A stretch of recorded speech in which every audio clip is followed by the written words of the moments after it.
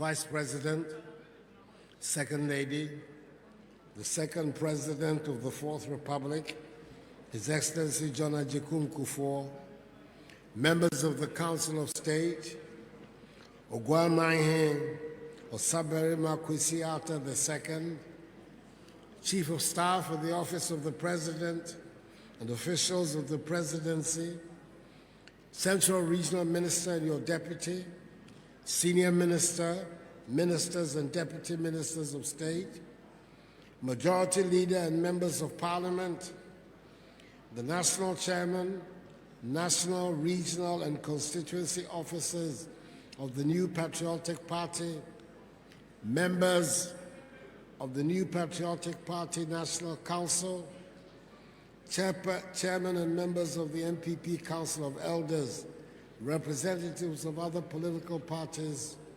traditional rulers, dean and members of the diplomatic corps, members and followers of the New Patriotic Party, fellow Ghanaians, ladies and gentlemen. It is a joy to be in this celebrated ancient city of Cape Coast, the capital of the Central Region, an appropriate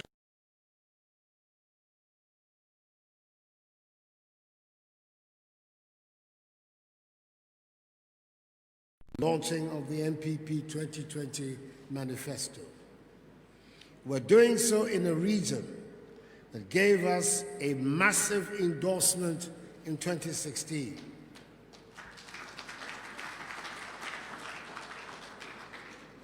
For which we continue to be grateful, and whose mandate we have done everything to fulfill. We are honored by the attendance of no less a personage than the traditional landlord, Osaberima Kwesi Atta II, Ogwamaihen, who has chosen to grace the occasion with his presence. Osaberima, thank you for being here.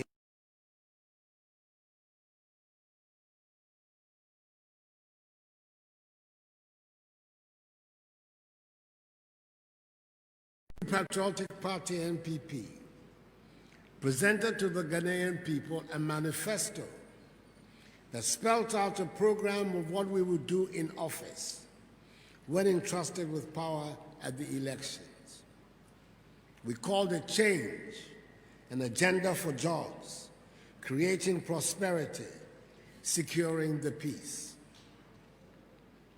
We had spent a lot of time and consulted widely.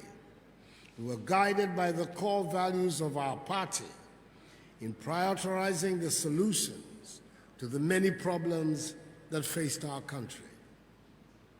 I said at the launch that the manifesto represented for me a solemn social contract between the electorate and the elected. I had entered into the contract by signing the document on my behalf and that of the MPP. By voting for us on 7 December 2016, the Ghanaian people had also signed their part of the contract, giving us the mandate to implement the ideas in the manifesto. I said I fully understood the consequence of putting my signature to a contract. I know that some people do not accord much worth to a manifesto, but I do. And we of the MPP have always taken our manifestos seriously because we believe politics is serious business, and asking for the mandate of the people to govern is serious business. We believe that citizens must be treated with respect. Once given the mandate to govern, we are bound by the promises that we make to the good people of Ghana, and we set about translating the promises into concrete programs. I said, when we were asking for the mandate to govern, that I want a Ghana where government is accountable to the electorate, not with artists' impressions of projects and green books, but with cold facts and figures.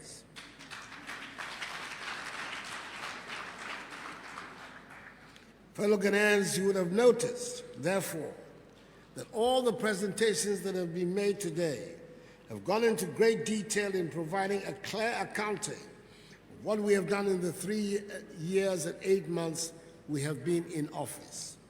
I want to thank all the men and women, including the Vice President, who made these solid presentations. I take pride especially in 2 things that have characterized the implementation of our programs. We have succeeded at equitable distribution, which means all parts of the country have been touched by our policies, and we have delivered value for money.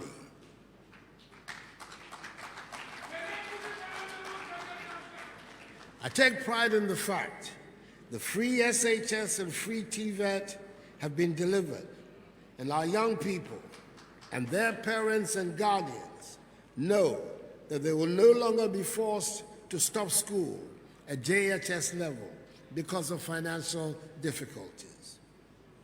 It was not easily done, and so we intend to protect it and prevent any so-called review, another word for cancellation.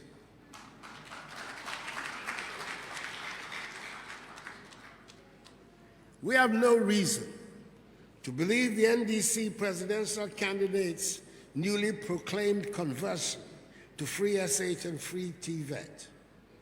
For 8 years, he and his party were loud in their assertions that they did not believe in free SHS and free TVET. They did not like the idea, they rubbished it at every opportunity, and they proclaimed that it would destroy Ghana's educational system. When they were in office, they had a hard time trying to run even their watered-down version of their so-called progressively free education. Then the former president said he would review it, and now we hear him say it has come to stay. Excellency, please try another one.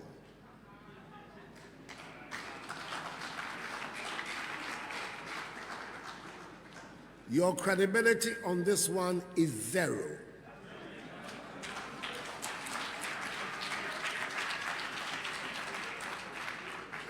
Free SHS and free TVET cannot be trusted in your hands.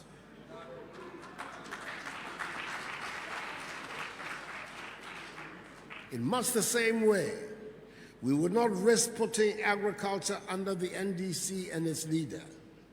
They will once again leave the farmers on their own without the support that is helping to make farming the profitable and fulfilling business it should be. And why should anyone imagine that an NDC administration under the former president would treat businesses any differently from what they did the last time round? Fellow Ghanaians, in spite of the unexpected and dramatic entry into our lives by COVID-19 and the subsequent worldwide devastation, we can demonstrate that we have set the economy on a strong foundation and businesses will flourish. The virus has slowed us down, but it has not diverted us from the path of growth we have put the country on. It is interesting to note that the NDC in opposition is not able to take the lead in doing some of the things that are most often done, first by parties in opposition. You might remember how long it took the NDC presidential candidate to find a running mate, and they have not yet got a manifesto. I wonder what will happen the day they have a government to run as well. Or maybe it is simply showing that the country, they do not attach much importance to a manifesto, nor should we expect that whatever is written in it will reflect their beliefs, which presupposes, of course, that they now have or hold on to any firm beliefs, instead of bending in the direction of whatever they think is currently fashionable. We wish them luck with their manifesto, whenever they are done with it.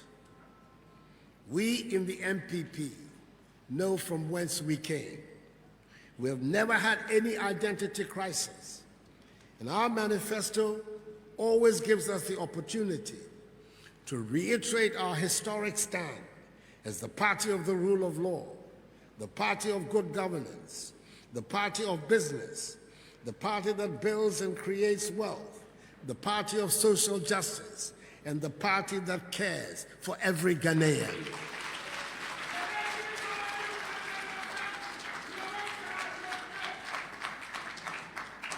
In other words, it helps to believe in something, to spend time and energy to think it through, and to get passionate and competent people to lead in the implementation of the program. On the day of my acclamation as the presidential candidate of our party, for which I continue to express my deep gratitude to Almighty God and to the myriad of officials and faithful supporters of our great party, I said that there was a clear choice before our nation, as the two main candidates could be adjudged on similar basis. The people of Ghana could decide who among the two had made a better job of governing our country as president.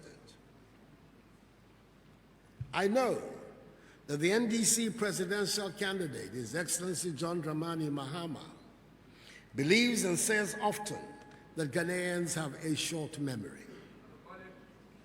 And he must hold strongly to this belief. Otherwise, I doubt he would have summoned the courage to be seeking another term after the disaster that was his presidency.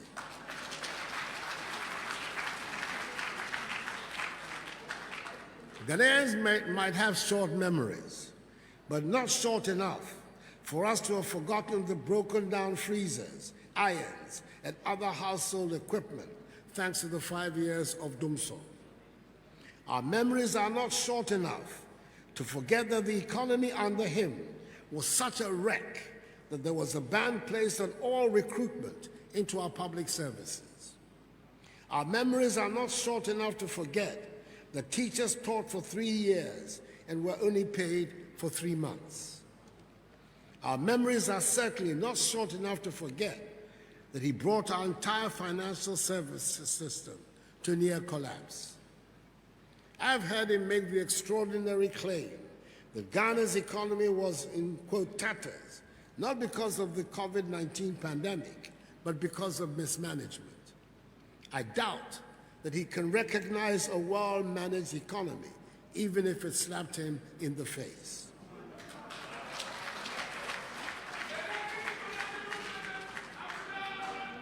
Luckily for us, we do not have to rely on his judgment or assessment of the economy.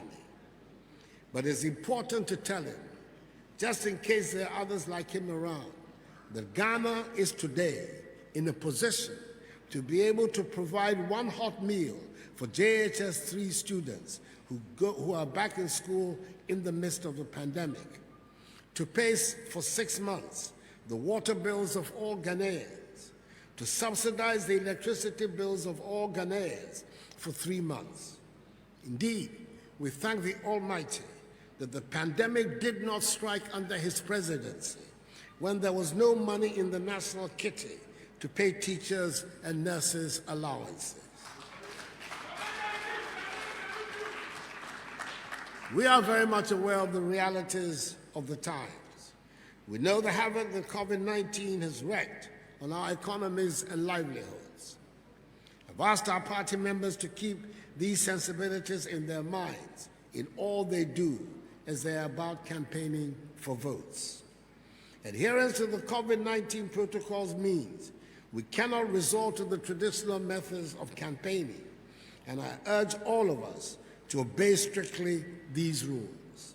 We cannot have the traditional crowds and the rallies, and whenever there are gatherings, we have to try to observe the social distancing rules. It has been said by the NDC presidential candidate that NPP policies lack sense. If running an emerging oil economy into the arms of the IMF because of indiscipline in the management of the public finances is sense. I'm happy that the NPP has another concept of sense.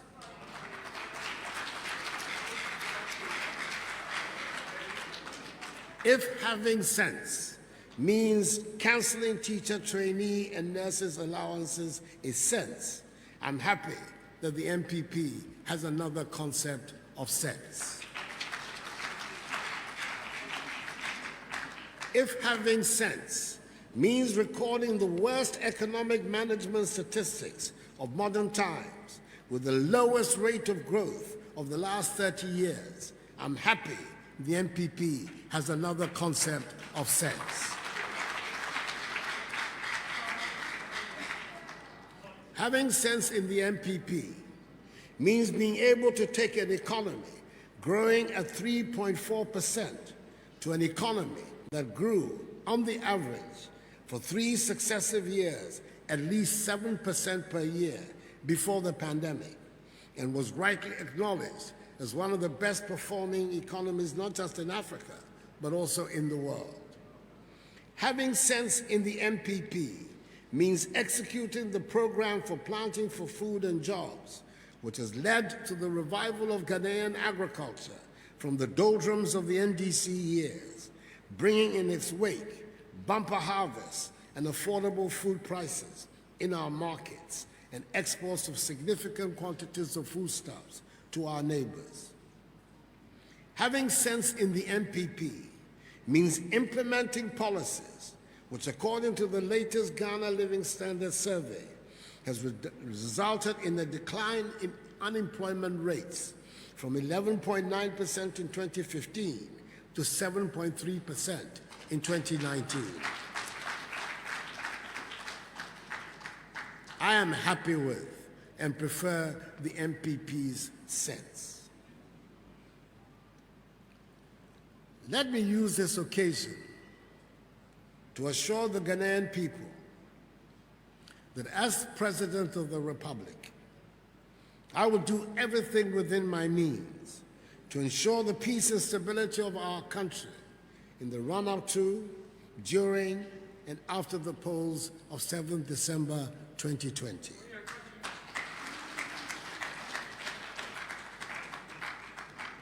The struggle of our forebears in the Dankwa Domo Buzia political tradition to construct at great sacrifice a democratic, open, free system of government in Ghana will not be jeopardized by me.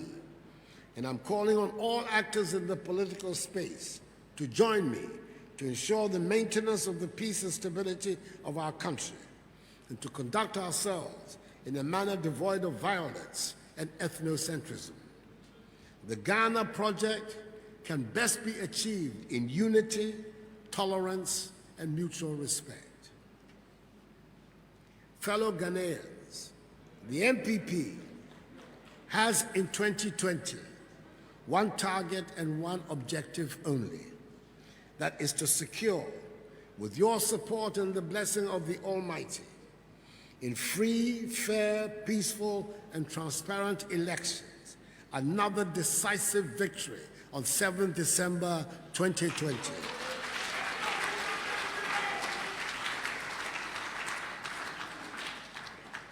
A victory that will give us a clear majority in Parliament and a first-round presidential victory, and enable us to do 4 more years of advancing the peace, progress, and prosperity of our nation for you. We have an excellent message as set out in our manifesto: leadership of service, protecting our progress, transforming Ghana for all.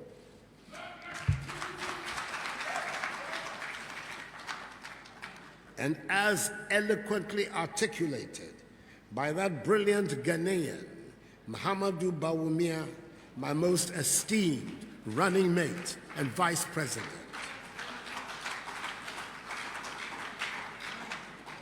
which will protect our progress and continue down the path of social and economic transformation, on which all Ghanaians are now embarked. Fellow Ghanaians, the battle remains the Lord's. It is 4 more years for Nana and the NPP to do more for you.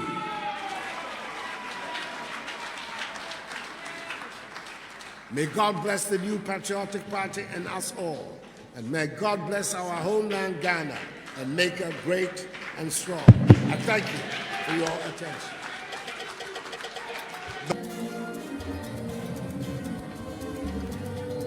4 more years. Let me see your hands raised.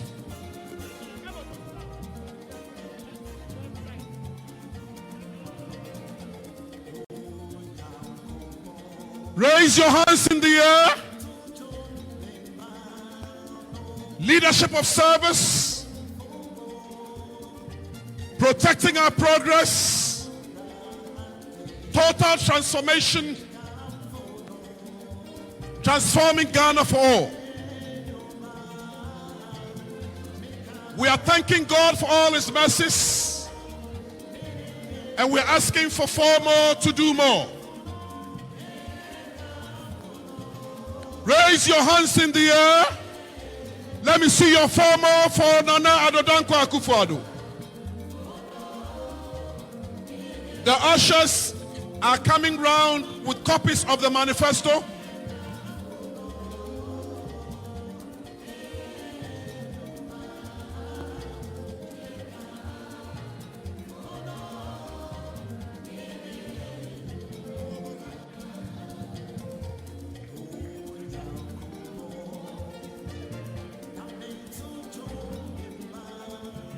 This is what we present to the good people of Ghana.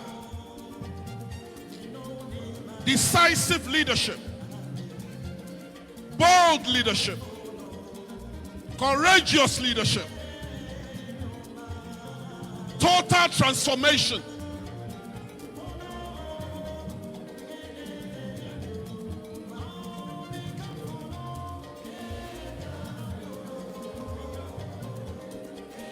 Everybody should have a copy of the manifesto.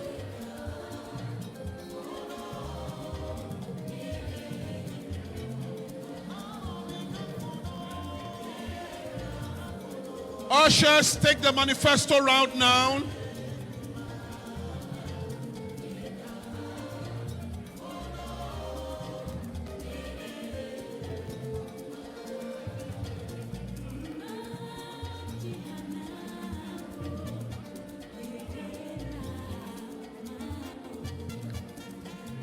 This is how far the Lord has brought us.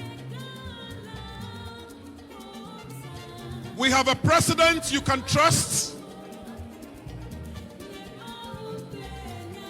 You have a leader you can trust. Bold, decisive, and courageous. They doubted him. They said he could not do it. But by the grace of God, he delivered. Good people of Ghana, this is what we present to you again. The president you can trust. 4 more years is what we humbly ask for this leader who have transformed this nation. And you heard it. The transformation agenda is on course.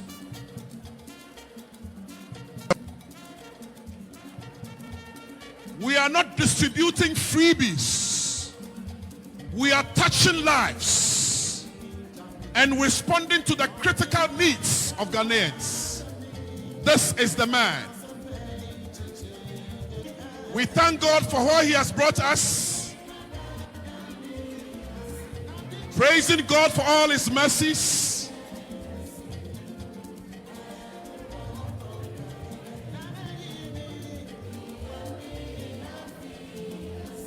Thank you very much. Please be seated. Thank you very much. Please be seated.